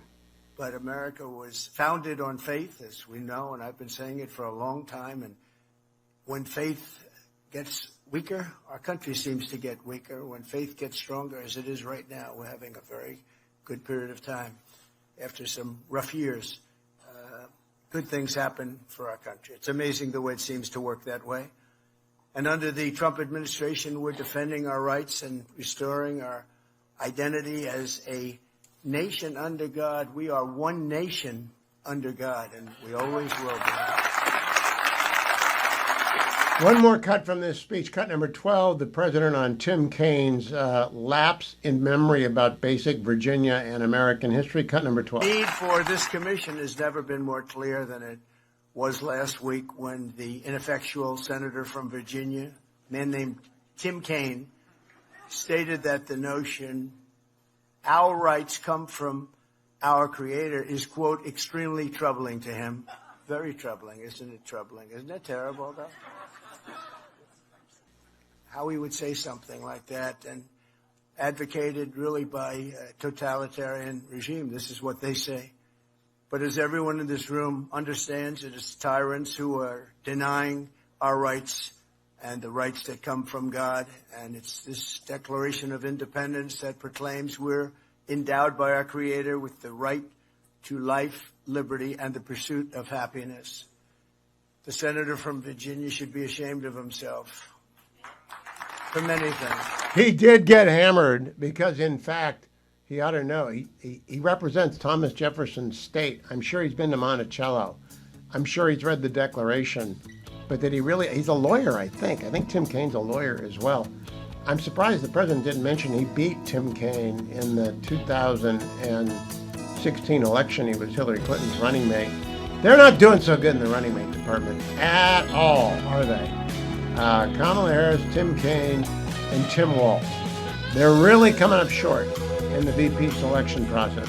Coming right back with Senator, once and future Senator Scott Brown. He's running in New Hampshire. Good news from the Hill earlier today. Senator John Cornyn is caught up to his challengers in Texas, which is very good because if Senator Cornyn had faced a divisive and difficult primary, would have weakened him, he would have won anyway. But if he had lost that primary because of allegations that he wasn't conservative enough or MAGA enough, that seat would have gone to the Democrats. We can't afford to lose any seats, we being Republicans, and we have to pick one up, either in Michigan or Georgia, or really maybe up in the Granite State in New Hampshire. I'm joined now by Senator Scott Brown, who is running, in fact, for that seat up in New Hampshire. Good September, Senator. How goes the race? It goes really well, Hugh, and thank you, and good day to you and all your viewers and listeners. It's been fun. We raised over $1 million in 68 days. We have 500 endorsers from New Hampshire. We have about 125 volunteers. But listen, it's not over till it's over, and I'm going to work every day. I have a GOP meeting in Brookline, New Hampshire tonight, and then we're in Atkinson, New London. We're all over. So it's a lot of fun. It's going to be a lot of fun. Senator, what's the website? Because I do want to make sure the first thing we put out there is where people can go to help you either with a donation or volunteering. Well, as you know, the end of the reporting period is September 30th, and they can go to scottbrown.com. And if you could make a note that it's because you listen to your show, and I'll let you know how many people, want to help. It's because it's an important seat. You reference it. North Carolina, Michigan, Georgia, Kentucky. Sherrod Brown wants his job back in Ohio. You have Iowa now. And I think that I felt this from the beginning, that New Hampshire is going to control who controls the Senate. It's going to be determined in New Hampshire. Well, if you have won early on election night, I can go to bed. I don't have to, unless I'm doing television somewhere, I'm done. I know we'll hold on to the Senate if you or whoever we nominate in Georgia, but it does come down to who wants to run against you on the Democratic side. Well, there's people on the Republican and Democrat side. No one that I'm worried about yet. I hear rumors of people getting in, but until they actually pull the trigger, I don't really care. But it's a young Democrat, Chris Pappas, who makes AOC look like Rush Limbaugh, men and boys and women and girls sports, open borders, sanctuary cities. He can't support what President Trump's doing with on the border or with our ICE officials. It's to think that he would be a senator for 30 or 40 years, which is possible. Really is one of the determining factors as to why I'm really running. And plus, I want to make sure that we don't lose the Senate. So, and if we lose the House, at least we have a check and balance. Now, when the One Big Beautiful Bill passed, it included $158 billion for shipbuilding. I assume some of that's going to Portsmouth, New Hampshire, Senator. Am I right about that? Yeah, a couple $100 million. That's right. I did do my homework since then, and thank you for pointing it out to me. Yeah, it's about $200 million coming to Portsmouth, and he voted against that and all the other things in it. You know, the Democrats have their talking points. They say, oh, it's Medicaid and it's SNAP, but there's so many more other things. So it is like any sausage making bill, which is what legislation is. You know, you have to decide, okay, the pros and cons of each.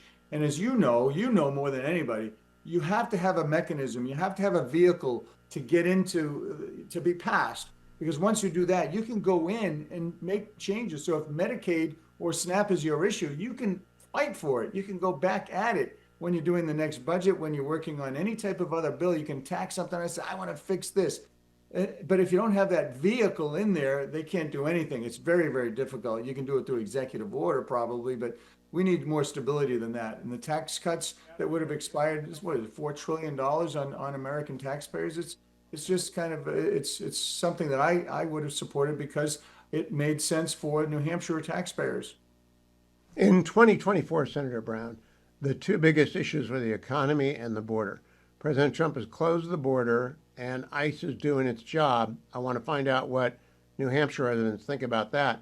But the other one was the economy, and we had a very bad jobs report. It could have been a lot worse, not depression or COVID or anything like that, but it was only 37,000 private sector jobs created. A bunch of government jobs were lost, so it was only net 22,000. How do voters feel about the economy? How do they feel about ICE in New Hampshire? Well, we in New Hampshire, Kelly Ayotte and the legislature have done a great job. They did away with the sanctuary cities, and they have an agreement to work with ICE, so that's good. Our northern border, people are still coming in through the northern border, so that's still a very serious concern, and the president recognizes that as well, whether it's fentanyl, human drug, and child traffickers. So we need to fix that. I want to continue to work on that. The economy, listen, I paid $2.64 with my BJ's card for gas the other day. Went and to get some eggs, they were like $2.98, I think. So those things are being addressed. Home heating oil is coming down as a result of the energy efforts that the president's making. But for me and for many other people here in New Hampshire, the men and boys and women and girls sports for those moms and grandmothers in Atkinson and Hollis, and that matters. It matters to me as a grandfather of two daughters and a father of two daughters. But the biggest thing for me personally, is the debt. When I was there, it was $9 trillion, and now it's 38, 39, pick a number. So when the president's talking about, we're getting trillions in tariff relief, trillions here and billions here, it's all coming in, and we're doing great, great, great. Well, that's super. My first piece of legislation is going to be to go and file a bill and make it mandatory that everything that we bring in through those efforts, and also our energy production, needs to go down to paying down the national debt. We have to do it. It's a ticking time bomb. Now, Senator, on the Republican side, have any of the never-Trumpers come in against you yet? Not yet, but there's rumblings that John E. Sununu, former senator, and it's funny. I reflect back in the middle of a snowstorm. I had about 4,000 people at a car dealership in Portsmouth, and while I was there, getting President Trump his support, John E. Sununu was going around the state with Kasich, and he endorsed him and he represented him at the convention, and so yes, and he most recently a year ago wrote an article, an editorial saying that President Trump was a loser. So I'm sure that he's going to go down and do a mea culpa like his brother did, and he who hammered him for 3 years, and try to get the support. But the base, the people here in New Hampshire know that for the last 20 plus years, he's been a lobbyist for the corporations and special interests. But the thing here that really is interesting to me is it's about 25 years since he won an election. And if we look back, we had 2 Republican senators and 2 Republican congressmen. He got crushed by Jeanne Shaheen. And that's what triggered the loss of our delegation to the point where it's now 4 Democrats. So I barely lost to Jeanne Shaheen, 15,000 or 16,000 votes out of almost 600,000. I'm not going anywhere. So anyone can come in if they want to go and drive 3 hours to meet 12 activists, in Swansea. Great, come on, join the club. I just want to remind everyone, scottbrown.com. I'm going to be checking in with the senator and once and future senator. We'll call him like T.S. Whatever that guy was who wrote the Once and Future King. The once and future senator over at Scott Brown, that's with two T's, SCOTT When is the primary, Senator? Oh gosh, it's not till September. It's literally a year, maybe it's a year, like a year away. And that's the thing about New Hampshire. It actually the general is less than is 5 weeks away after that. So to have a primary, it's frustrating. But I think I like primaries because it makes you sharper.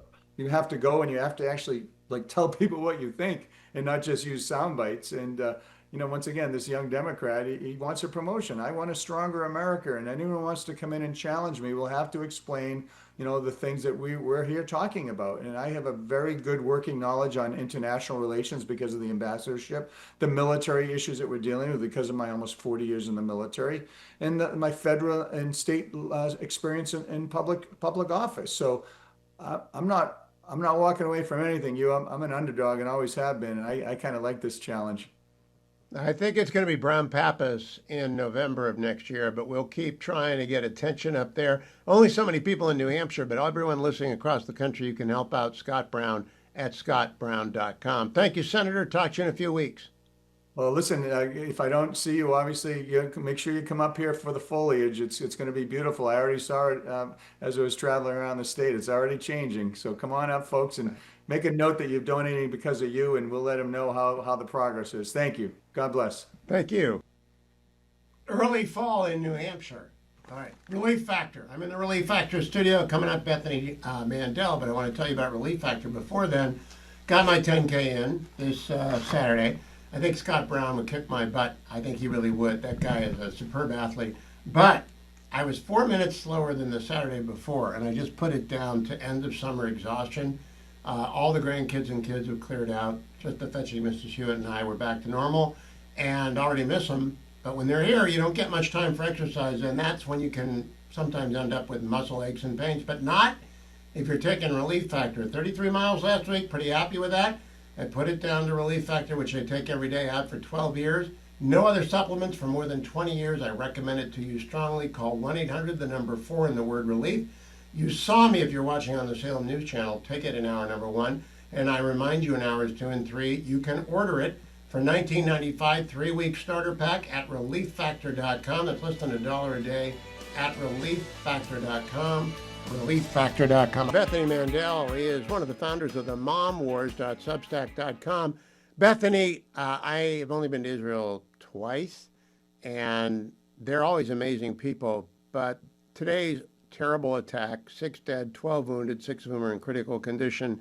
There's a little light in it in the taxi driver video. Have you seen it yet? I have. It was incredible, incredible bravery. How would you describe it to people? Why is it incredible bravery? So basically the dashboard camera captures the attack on the bus, and then a taxi driver very calmly gets out of his car and goes around and helps an elderly woman out of the car and to safety. And moments later, they would have been in mortal danger because a bullet came through the window of the bus right into where they were sitting in the car adjacent to the bus. In fact, as he's getting the old lady out, the bus's window shatters from a bullet. And so he turns the little old lady and covers, he's a big man. He's husky, and he covers her. And he's not running. He's very calm. Do you think all Israelis are kind of taught to be calm? Don't keep calm, carry on? I mean, I think it's somewhat a byproduct of the fact that everyone does military service, and so they have training that the rest of us, for the most part, don't have. But unfortunately, this is part of life for a lot of people, and that's not to say that they're not human. The PTSD and the trauma and the anxiety that my friends in Israel have is off the charts, especially over the course of the last 2 years. But it helps you sort of stay calm in moments of terror like the one that folks in Jerusalem saw today. So now we've got the second or the beginning of a third intifada. I hope not, but if it is one follows, it'll be this day that starts it.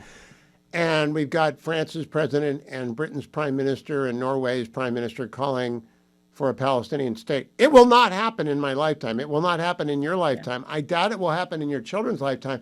How in the world do you have a state when people can home make their machine guns and then walk across and machine gun people? Yeah. I mean, what's also notable is that Spain has been on the warpath against Israel. They just issued an arms embargo, and a Spanish citizen was one of the individuals killed today. And I have not heard a word from anyone in Spain mourning the loss of one of their citizens. He was a recent immigrant to Israel. He was, I think, 23 years old. And, you know, Jewish lives don't matter to the Spanish government. So Norway reelected its left-wing government. They want to divest from Israel.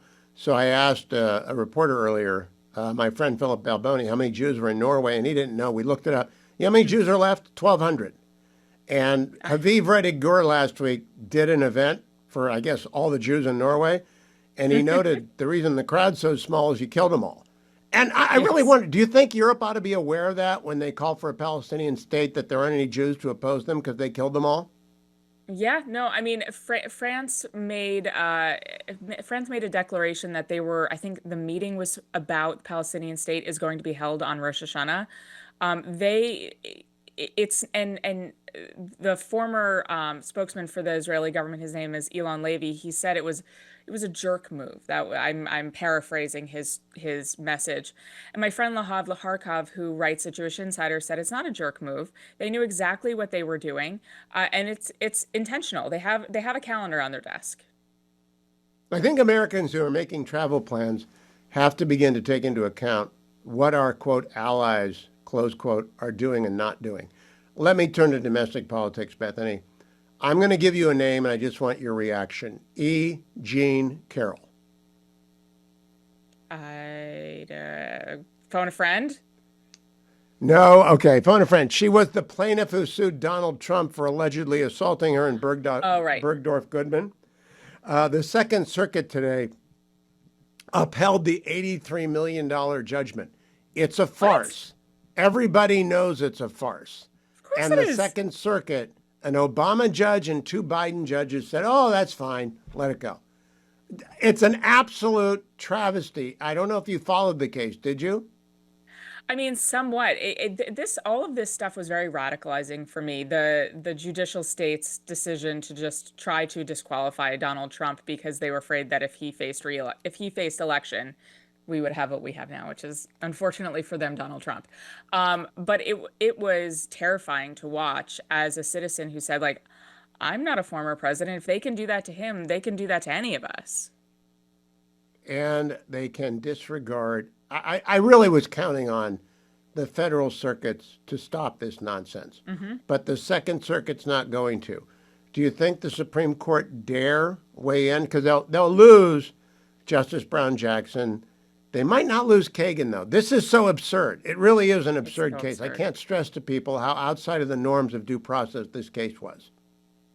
I mean, you would know better than I. I don't remember the Supreme Court kind of getting involved in a case where it's just badness. I see them sort of stepping in and intervening when there's precedent that can be set and there's sort of an overarching larger judicial statement they can make. But just, guys, you messed up here. I don't see them doing that that often. I think they might be inclined to do it here because New York changed its law originally to allow abuse suits by long silent victims of Catholic priests for abuse. And I applauded that, but it was then opened up to the women claiming that they had been victimized by men over the years. And that's when E. Jean Carroll popped up, funded by Reed, whatever his name is, who runs Netflix, and George Conway organized it. It's absolutely a travesty.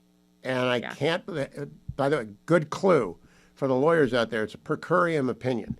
It's a very long opinion. So they all decided they would have to take the hit to their reputation, but they wanted to share the reputational damage. So no one signed it. No one authored it. It's authored by the court. That's a dead giveaway. Last question. I don't know if you read the New York Times story on SEAL Team 6. I don't believe it, but they published it believing that it was true. Did you see the story? No, I feel like this is just you telling me everything that's happening in the news today, and I didn't think that I was this disconnected, but apparently I am. Happened on Sabbath. Came out on Saturday. Okay, And so do you read newspapers on Saturday? I mean, I certainly don't get the New York Times delivered to my home. I don't read. I do not read the New York Times. I gave up the subscription, but it's stunning that they would even consider. I don't believe it's true. I think it's made up to hurt Trump. But go look it up. It suggests that SEAL Team 6 went into North Korea in 2019 and executed 3 North Korean fishermen who saw them there. No. And they were there to plant a listening device. It's really salacious, top secret. If it were true and someone leaked it, they all should go to jail forever. Last question. Should we investigate it or leave it alone because it's so ridiculous? I mean, it sounds like a great movie, and maybe Netflix should investigate it, but it sounds very silly. It doesn't sound real. Well, SEAL Team 6 can do some spooky stuff. I guess all the so, SEAL but teams. for us not to hear about it 6 years later, I don't know. I know that is. Oh, funny that they feel like they need to tell us 6 years later, not during the Biden presidency. Bethany Mandel, thank you. If someone did blab about this, I'm beginning to think some Biden officials at DOD or in the White House National Security Apparatus may have gotten out and decided, I can tell this story and maybe hurt Trump. Damn the SEALs, damn American national security. Bethany Mandel, thank you, my friend. Follow her on X at Bethany Shondark and at themomwars.substack.com. A couple of extended comments on the story that appeared in the weekend in the New York Times. The New York Times published a story that alleges that in 2019, SEAL Team 6, using the mini subs for which the teams are famous, and which were loaded on a boomer, one of our big nuclear submarines that carry ballistic missiles or cruise missiles, intended to plant a listening device at a location along the coast in North Korea so that they could hear, allegedly, Kim Jong-un's preparations for his meeting with President Trump when President Trump was President Trump the first time. And so SEAL Team 6, after much debate internally within the Pentagon, again, according to sources that are anonymous, okayed the mission, and it went bad. Nobody from the team was killed, according to the New York Times, but it went bad because a North Korean fishing boat happened to wander into the area and observe the SEALs. And so the SEALs did what one would expect the SEALs to do in fiction, but not in nonfiction, which is double tap each of the North Koreans, fearing that they might have been security services. The story alleges that instead they were just fishermen, and that the SEALs sunk the boat and sunk the bodies and then left without planting the device, because when anything goes that wrong, as it would have gone wrong with the raid to kill bin Laden President Obama authorized, you get out as soon as you can. Now, I don't know if that's true. I don't know if any of it's true.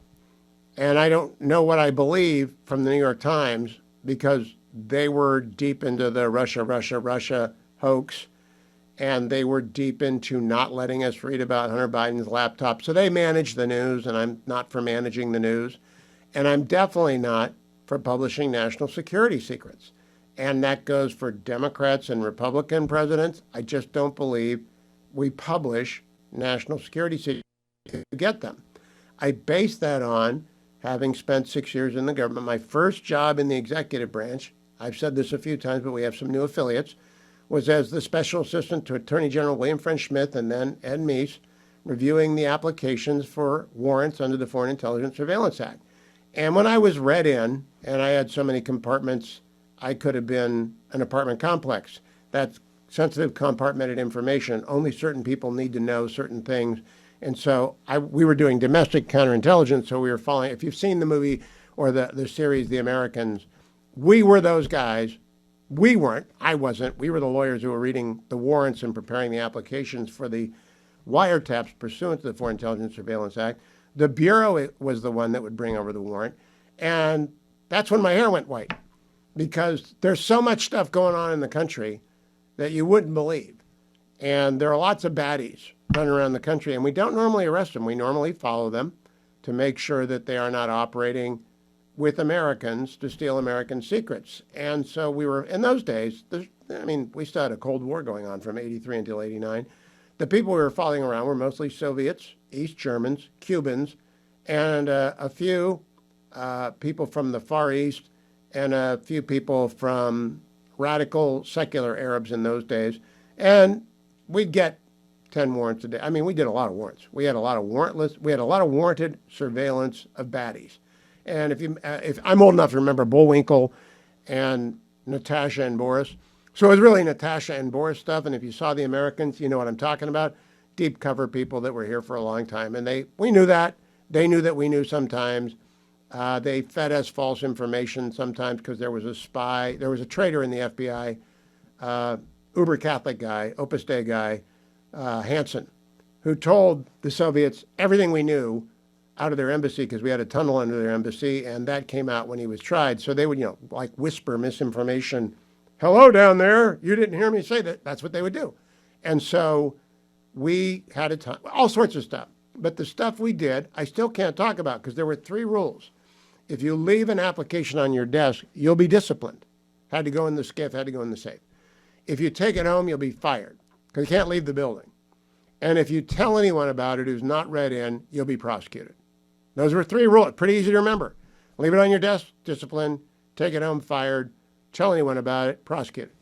I think the same rules apply. And given the way that sensitive compartmented information is handled, there are so few people. If that is a true story, they need to go and find and prosecute everyone who was involved because we can't allow that to happen. It puts people in peril. It puts all sorts of people in immediate peril. And I don't know who did it. I don't know. There's not even a motive for doing it.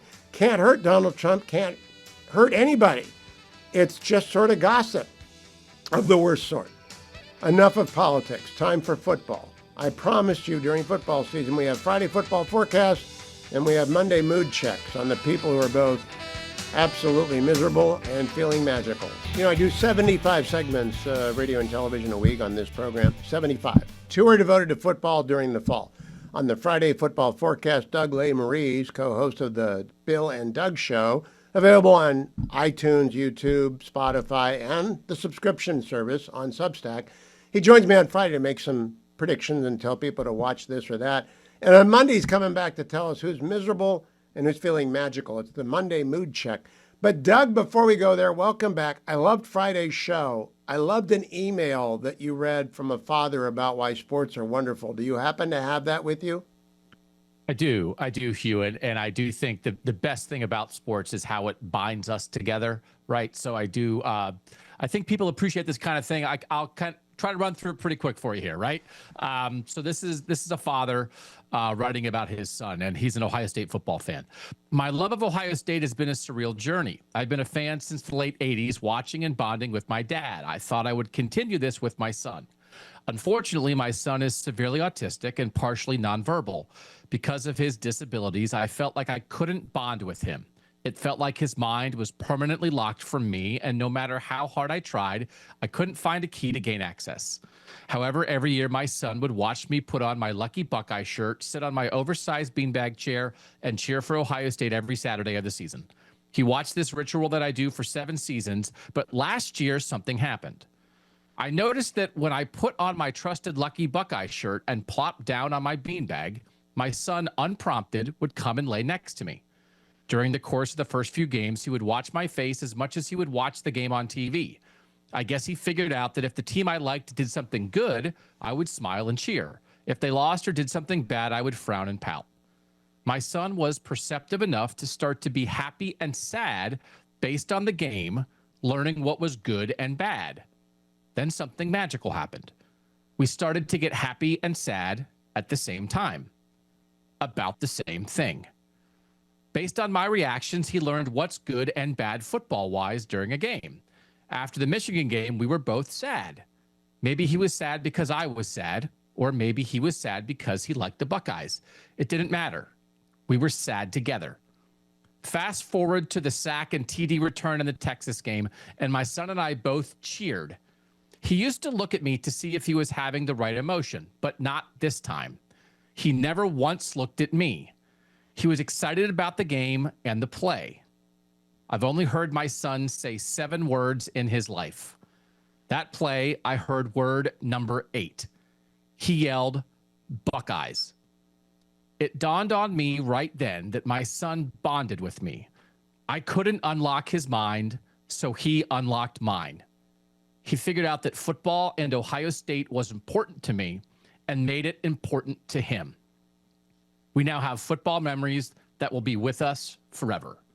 That's something I thought that was taken from me a long time ago. So I went from bonding with my dad to my son bonding with me. And that's sports. Doug, Hugh. when you read that, it was like hitting me with a brick. Did other people comment to you about that? Yeah, I got some of that. People were said like they were tearing up in the shower and, listening or whatever that, because it's relatable, right? I mean, not every part of it is relatable, but the connection that this is, I've heard from so many people over the years who say, I can't talk to my dad. I can't talk to my mom or my sibling, but we can talk about sports. And so that's the thing that, again, when life is difficult, I sometimes think it's a great distraction. Sports can do that for us, but also it can be the thing that binds us together. And you hear a dad talking this way, and it's like, it is magical in a lot of ways. It's also great broadcast. So I'm going to plug the Bill and Doug show again because they do things like that and read letters like that. Now let's get down to the nitty gritty, Doug. The Monday mood check. Who's feeling miserable and who's feeling magical? All right. In the NFL, the misery is the Baltimore Ravens because they've been excellent. They are 70-25 in the regular season in the last 8 years since Lamar Jackson became their starting quarterback. He's an amazing player. MVP, amazing player. But they're 3-6 in the playoffs in that time. And the Buffalo Bills have been their bugaboo a little bit. And they thought they had this game wrapped up on Sunday night. Everybody was watching. They were ahead by 2 scores. They were up 40-25. And then in the final 4 minutes, Buffalo scored 2 touchdowns and a field goal to win the game 41-40. So for the Ravens, it's bubbling up that misery of we're great, but are we great enough? And then the Buffalo fans, they're feeling magical. Some of them left. And Josh Allen, their amazing quarterback, was kind of like, don't leave. Don't leave anymore. You never know what we're going to do. So I think Bills fans are certainly riding high. Both teams should have great seasons, but that was a tough one for Baltimore. The Ravens losing that way kind of took the sting off the Browns losing the way that they lost. I woke up this morning. I'd gone to bed, right? I went to bed. Yeah. And so that was a nice little bonus. So it's just one game. They get both the magic and the misery. No one up north feeling miserable after the trip to Oklahoma? So Michigan is not feeling great. They did go and lose to Oklahoma. I thought they might win that game, but they do have a freshman quarterback. It takes some time to learn. I will say I think there's 2 other teams who are feeling a little more magical, a little more miserable. First, Oregon beat Oklahoma State 69-3. They scored touchdowns on 7 of their first 8 possessions. As I think a lot of your viewers know, Hugh, you can pay players in college football now, and the Oklahoma State coach had kind of complained before the game that Oregon is really good at paying players because they have a lot of that Nike backing out in Oregon. They got Uncle and Phil. The Oregon, Uncle Phil makes it happen, Phil Knight. And so Dan Lanning, the Oregon coach, didn't like that. And that's how you get 69-3. So Oregon and a lot of these big time schools, they're going to pay guys. Just don't complain about it before the game. And maybe they'll take it easy on you. So that's magical for Oregon. The misery, Florida, once a proud program, right? Urban Meyer won 2 national titles at Florida. They got upset by South Florida at home. Florida, the top 15 team, their head coach, Billy Napier, is now 20-20 overall. And let me give you a mini story about South Florida because they're feeling great. Their head coach is a guy named Alex Golish. He was born in Moscow. His family moved to America when he was 7. He moved to Central Ohio when he was 12. He went to Ohio State. He became a student assistant at Ohio State. He worked his way up. He's now the head coach at South Florida, and he upset the Gators. They're about 2 hours apart down there in Florida, Tampa to Gainesville. Huge win for South Florida. Congratulations to Alex Golish. Hey, Doug, can you stick around for 3 more minutes? Because I want to ask you about Okay. some mechanics on the Bill and Doug show, because I can't figure out how to listen to the paywall stuff. Stand by. I'm gonna get tutored by Doug of the Bill and Doug Show. You can go to the Bill and Doug Show OSU.substack.com or just Google. Doug likes to joke on his show with Bill Landis that he's the old guy. Well, I make you look like a teenager, Doug. So I want you to know I have figured out Substack and I have figured out iTunes and Spotify. I get the Bill and Doug Show and I'm enrolled on Substack. But Bill gave a big, long disquisition on how hard it is to get the pay for YouTube thing. Is it that hard, or will it just pop up in my feed now? So you might have to click like one thing, but once you do it one time, then it'll pop up in the paid Spotify feed, Apple Podcast feed. So we can talk you through the one thing. You got to go on the desktop, but it is pretty seamless. And then also on Substack, you can watch and listen on Substack too when we go to the premium. It's a whole new world, Hugh. Right? We're all doing our own thing. We're out there in the wilderness. We're trying to learn on the fly. Lots of opportunity, but yeah, some logistics in there. I am finding it fascinating that people can go and display their chops anywhere. And I was surprised. There are a lot of Ohio State and football podcasts. They were giving you love, Doug. Did you expect that? Scarlet and Gray and 11 Warriors, they were giving you love. Yeah, it's very humbling. There is a large passionate fan base out here, and I say, I'm not for everybody. I'm an acquired taste. A lot of us out here are, Hugh. But there's so many different people covering Ohio State, and there's so many different people covering sports and just anything. You can find the person that you click with, and it's just much more of a personal connection. I can remember when I started in journalism, Hugh, you'd get a letter to the office like once a month. Somebody would mail you a letter, and now you're directly interacting with the audience every single minute of every single day. I think it makes us better at our job, but it also reminds you that there's actually other people on the other side of the camera, Hugh. We're not just shouting into the void. And there's expertise to be found. Last question. Bill Landis, he knows stuff. Where did he learn that stuff? Did he play? He's big, so you think that he played. He just studied. Which is why I'm hooked up with that guy. I shout, and then he brings the information, and we balance each other out. But then that way I don't have to know the X's and O's like he does. Well, 5 people, you two plus the 3 guys at Buckeye Talk, all predicted 63-0, but that was on offensive scores, and there was a defensive touchdown.